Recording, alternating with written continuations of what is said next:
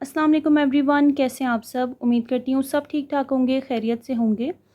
आज की इस वीडियो में हम example 3.7, 3.8 along with concept assessment 3.8 का सलूशन देखेंगे। So without wasting any time हम अपनी वीडियो को स्टार्ट करते हैं। अच्छा, एग्जांपल स्टार्ट करने से पहले मैं आपको एक बेसिक कंसेप्ट देना चाहती हूँ। हमने बेसिकली एग्जांपल 3.7 और कंसेप्ट असेसमेंट 3.8 में परसेंटेज प्योरिटी को फाइंड करना है, ठीक है। तो हम देखते हैं सबसे पहले परसेंटेज प्योरिटी हमारे पास होता क्या है। The amount of the pure substance in a sample represented as the percentage of the sample's total mass is known as the percentage purity। अच्छा, हम सिंपल इसको इजी वर्ड्स में समझते हैं, ठीक है। लेट्स सपोज कि आपने 100 ग्राम चावल लिए, ठीक है। अब 100 ग्राम चावल हैं, ठीक है। अब वो खालिस नहीं है, उसमें कोई ना कोई पत्थर भी होगा, ठीक है, कोई ना कोई गंद वगैरह शामिल होता है, ठीक है, जिसको हम पहले क्लीन करते हैं, उसके बाद हम चावल वगैरह को उबालते वगैरह हैं, ठीक है। अब वो जब हम अब उसके अंदर से कंकड़, कोई गंद वगैरह वो सब निकाल दें, ठीक है, तो पहले वो क्या थे, 100 ग्राम थे। फिर वो सब कुछ गंद निकालने के बाद वो कितना हो गया, 80 ग्राम हो गया, ठीक है। अब ये जो 80 ग्राम चावल हैं वो हमारे पास क्या है, खालिस चावल हैं, ठीक है। यानी उसके अंदर अब कुछ भी गंद नहीं है, कुछ भी कंकड़ नहीं है, नथिंग एल्स, ठीक है। अब परसेंटेज प्योरिटी हमें ये बताती है कि आपके पास जितना भी सैंपल है, यानी जितने भी चावल हैं, ठीक है, वो उसकी प्योरीफिकेशन जब हो गई, ठीक है, उसके बाद वो कितना खालिस निकला, ठीक है। यानी पहले वो 100 ग्राम था, उसकी प्योरीफिकेशन की हमने चावलों की, उसके बाद वो कितना हो गया, 80% हो गया, यानी 80 ग्राम हो गया। तो परसेंटेज प्योरिटी भी बेसिकली हमें यही बताती है कि हमारे पास जो सैंपल में पहले चीज़ थी वो प्योरीफिकेशन के बाद कितनी खालिस रह गई, ठीक है। अब एग्ज़ाम्पल 3.7 है हमारे पास, ठीक है। इसमें हम हमें वो क्या कह रहा है, a student synthesised a compound and obtained a sample weighing 6.3 gram, then he performed chemical analysis and found that the sample contains 4.2 gram of the pure compound। अब ये जो कंपाउंड है ना, कंपाउंड आप कोई भी ले सकते हैं। पहले हमारे पास, ठीक है, एक स्टूडेंट है, उसने कोई भी कंपाउंड लिया, ठीक है, तब उसका सैंपल यानी उसका कितना हमारे पास मास था, कितना वेट था, 6.3 ग्राम, ठीक है। उसके बाद उसने केमिकल परफॉर्म किया और फिर उसने देखा कि जो सैंपल है उसका वेट यानी उसका मास कितना हो गया, 4.2 gram of the pure compound. वो कंपाउंड क्या हो गया, प्योर हो चुका है, उसका मास कितना हो चुका है, 4.2 ग्राम हो चुका है। अब calculate the percentage purity of the compound. हमने क्या करना है, परसेंटेज प्योरिटी को फाइंड करना है। अब सबसे पहले हम इसका सोल्यूशन देख लेते हैं, ठीक है। अच्छा, यहाँ पे आप देख सकते हैं एग्जाम्पल 3.7। इसमें गिवन डाटा हमारे पास क्या है, मास ऑफ द सैंपल, ठीक है, 6.3 ग्राम, जो कि आपके पास क्वेश्चन में गिवन है।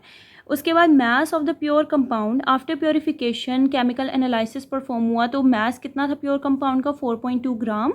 हमने परसेंटेज प्योरिटी को फाइंड करना है। अब परसेंटेज प्योरिटी का हमारे पास बहुत ही ईजी सा फार्मूला है, ठीक है। वो फार्मूला हमारे पास क्या है, परसेंटेज प्योरिटी किसके इक्वल होता है, actual mass of the compound, ठीक है, प्योर कंपाउंड, और डिवाइड में हम क्या करते हैं, actual mass of the sample जो कि हमारे पास गिवन है, और मल्टीप्लाई किसके साथ करवाते हैं, 100 के साथ करवा देते हैं, ठीक है।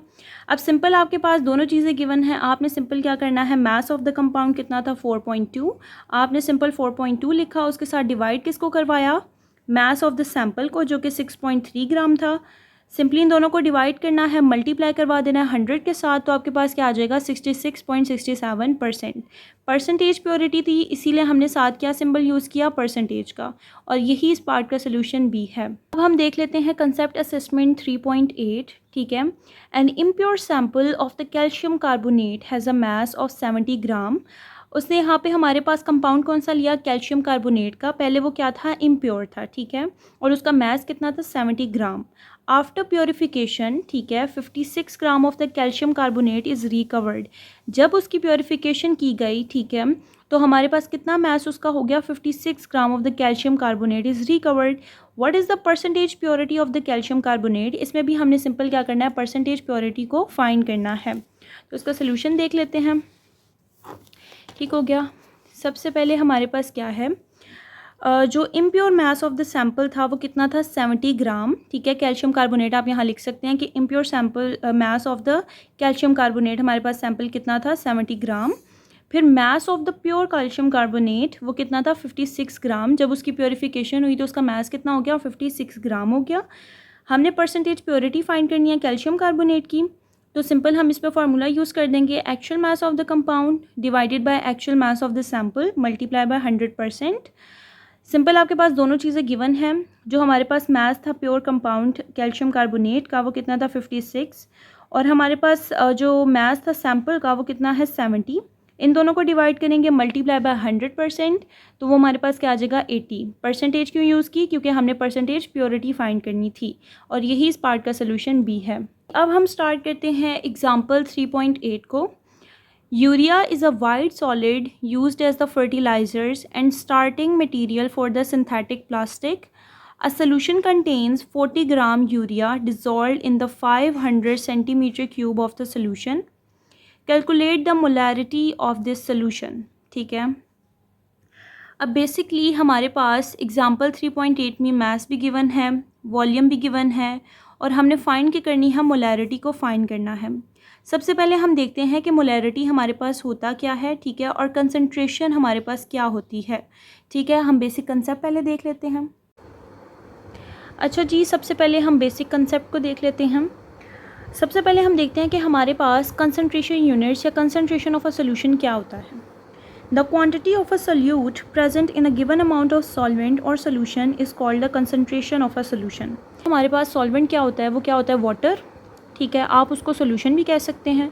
सोल्यूट हमारे पास क्या होता है, कोई भी सॉल्ट है, शुगर है, ठीक है, जिसको हम क्या करेंगे सॉल्वेंट में ऐड करेंगे।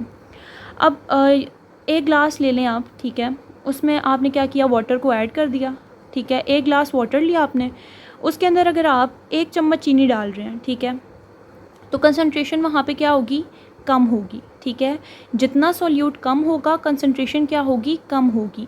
अगर आप उसी ग्लास में, ठीक है, एक ग्लास में अगर आप 5 चम्मच चीनी डाल देते हैं, ठीक है, और मज़ीद डाल देते हैं, तो कंसंट्रेशन क्या होगी, ज़्यादा हो जाएगी।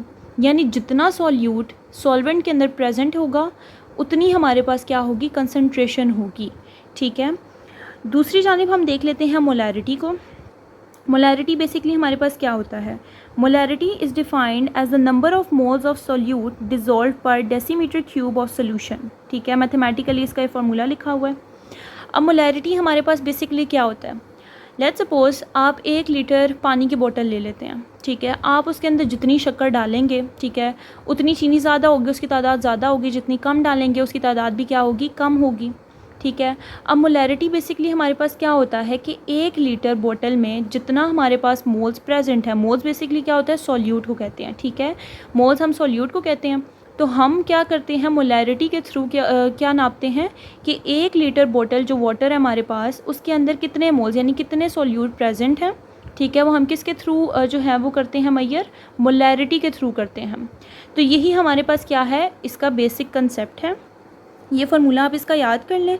बाकी अब हम एग्जांपल 3.8 को स्टार्ट करते हैं। ठीक है, अब एग्जांपल 3.8 को हमने पढ़ लिया है, अब हम इसका डायरेक्ट सॉल्यूशन देख लेते हैं। अच्छा, एग्जांपल 3.8 में हमारे पास सबसे पहले क्या था, मास ऑफ द यूरिया हमारे पास क्वेश्चन में गिवन था जो कि था 40 ग्राम, और वॉल्यूम ऑफ द सोल्यूशन हमारे पास कितना था, 500 सेंटीमीटर क्यूब। ठीक है, वॉल्यूम हमारे पास ये गिवन है। ठीक है, 500 सेंटीमीटर क्यूब ऑफ सोल्यूशन। अब ये वॉल्यूम हमें कैसे पता चला, क्योंकि हमारे पास क्यूब, ये क्यूब किसकी हमारे पास किसको रिप्रेजेंट करता है, वॉल्यूम को रिप्रेजेंट करता है। ठीक हो गया। अब हमने क्या किया, वॉल्यूम ऑफ द सोल्यूशन था। अब जो हमारे पास इसमें हमने क्या बेसिकली मेजर करना है, मोलैरिटी को कैलकुलेट करना है। ठीक है, और मोलैरिटी की हमारे पास डिमांड क्या है कि जो आपके पास वॉल्यूम है वो डेसीमीटर क्यूब में होना चाहिए। तो डेसीमीटर क्यूब को हमने कन्वर्ट करना है, बेसिकली हमारे पास जो वॉल्यूम गिवन है वो सेंटीमीटर क्यूब में गिवन है। तो इसको डेसीमीटर क्यूब में कन्वर्ट करने के लिए हम क्या करेंगे, 500 डिवाइडेड बाय 1000 कर देंगे। तो हमारे पास क्या आ जाएगा, सिंपल 0.5 डेसीमीटर क्यूब में। ठीक हो गया। इसके बाद हमने क्या फाइंड करना था, molarity of the solution find करना था, जिसका हमारे पास फार्मूला क्या होता है, moles of solute divided by decimetre cube of solution. अब वॉल्यूम तो हमारे पास है जो कि हमने अभी क्या किया, फाइंड किया 0.5। ठीक है, उसके बाद हमने क्या फाइंड करना है, मोल्स। अब हमारे पास क्वेश्चन में कहीं भी मोल्स नहीं गिवन, लेकिन हाँ हमारे पास मास ज़रूर गिवन है जो कि हमारे पास यूरिया का मास गिवन है। अब हमने क्या करना है, मोल्स को फाइंड करना है। ठीक है, तो स्टेप 1 हमारे पास क्या होगा, स्टेप 1 हमारे पास होगा मोल्स को फाइंड करना। तो मोल्स कैसे फाइंड होंगे, मोल्स इक्वल होते हैं mass divided by molar mass के। मास हमारे पास गिवन है जो कि है 40 ग्राम। ठीक है, अब हमने क्या फाइंड करना है, मोलर मास फाइंड करना है। तो मोलर मास हम किसका फाइंड करेंगे, यूरिया का फाइंड करेंगे, ठीक है।